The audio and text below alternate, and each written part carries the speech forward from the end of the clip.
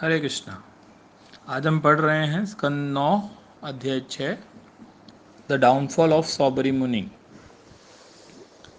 अम्बरीश महाराज की कथा के बाद इस अध्याय में पहले कुछ लोगों के अंदर उनसे आगे के चलते हुए वंश का वर्णन है, जिसमें आगे चलकर राजा इक्ष्वाकु आते हैं और इसी वंश में आगे चल के अब हम देखेंगे कुछ अध्यायों के बाद कि राजा रामचंद्र का भी जन्म होगा। तो इसके अंदर वर्णन आता है राजा मानधाता का आगे चलकर, जो पूरी दुनिया के राजा बने और वो युवा नासवा के पुत्र थे। ये जो युवा नासवा जो थे, बेसिकली उनके 100 वाइफ थी लेकिन कोई पुत्र नहीं था। तो सब कुछ छोड़ छाड़ के राज्य को जंगल में चले जाते हैं, लेकिन वहाँ ऋषिगण को उन पर दया आती है और वो एक यज्ञ की योजना करते हैं जिसके द्वारा उनको पुत्र की प्राप्ति हो। लेकिन वो जो यज्ञ का जो जल था, वो रात्रि में जब सब सोए हुए थे और युवा नासवा को जब प्यास लगी तो वो पी गए, उनको पता नहीं था।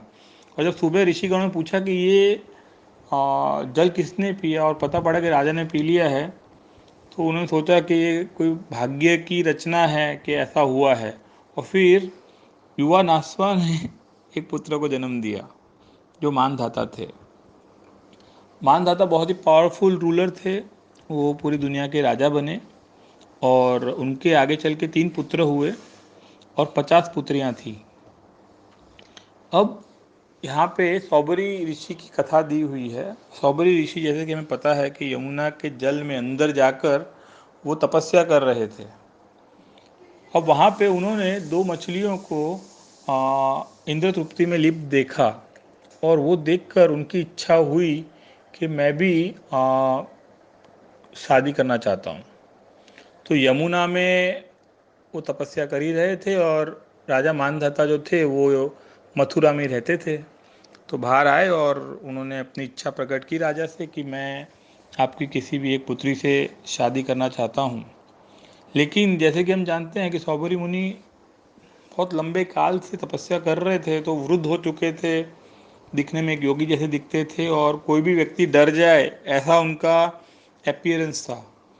तो राजा मानधाता ने कहा कि मुझे कोई आपत्ति नहीं है, लेकिन मेरी पुत्रियों की उनकी चॉइस है, अगर उनमें से कोई भी आपको पसंद करती है तो मुझे उसमें कोई आपत्ति नहीं है।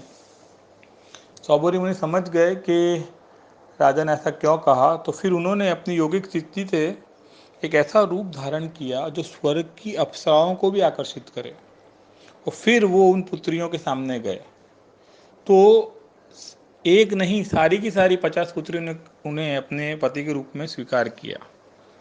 फिर अपनी योगिक सिद्धियों के द्वारा उन्होंने उनके सब रहने करने की, राजमहलों की और आ, हर चीज़ की उन्होंने व्यवस्था की और इतना ऐश्वर्य था सौबरी मुनि का कि इवन जो राजा मानधाता थे वो बहुत गर्वित थे पूरी दुनिया के राजा होने के हिसाब से। लेकिन वो भी, उनका भी घमंड चूर चूर हो गया उनका ऐश्वर्य देख के, क्योंकि उनका ऐश्वर्य मानधाता से भी ज़्यादा था।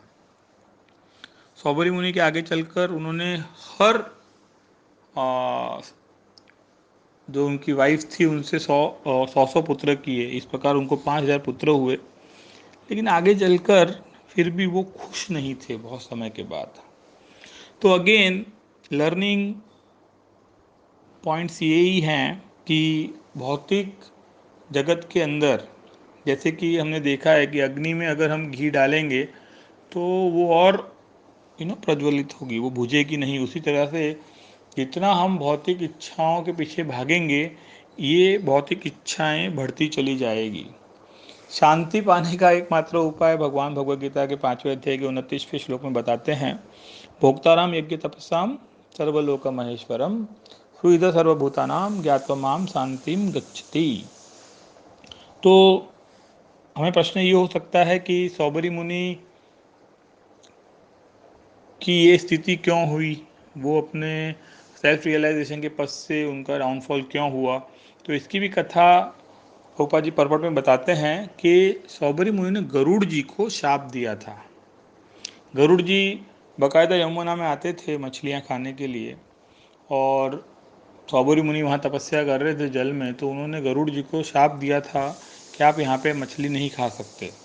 इसी शाप बस आगे चलकर जब कालिया जो था वो उन्होंने यमुना में आके शरण इसीलिए ली थी क्योंकि उनको पता था कि गरुड़ जी यहाँ नहीं आ सकते। तो सौबरी मुनि, गरुड़ जी एक महान वैष्णव हैं, भगवान के कैरियर हैं, उस चीज़ को नहीं समझे और बिना सोचे समझे उनको उन्होंने जब शाप दिया, तो ऐसा कहा जाता है, प्रभुपाद जी ने परपट में कहा है कि इसीलिए उनकी ये स्थिति हुई। वो अपने जो सेल्फ रियलाइजेशन के प्रोसेस में जुड़े हुए थे, उससे कुछ समय के लिए उन्हें डाउनफॉल फेस करना पड़ा। और जब सौबरी मुनि को ये रियलाइज़ हुआ तो वो अगेन सब कुछ छोड़ छाड़ कर जंगल में चले गए। उनकी 50 पत्नियां उनके साथ चली गई और इन सभी मतलब सौबरी मुनि ने, जैसे कि हम जानते हैं कि हमारा जो ग्रॉस बॉडी है, जब मृत्यु होती है तो उसे जलाया जाता है, और जब अगर हाँ पूर्ण रूप से प्यूरिफिकेशन हो जाए तो हमारा जो शटल बॉडी है वो भी एंड हो जाता है। तो भगवान जैसे कहते हैं ना भगवद गीता में, त्यक्त्वा देह पुनर्जन्म नेति मामयति सो अर्जुना।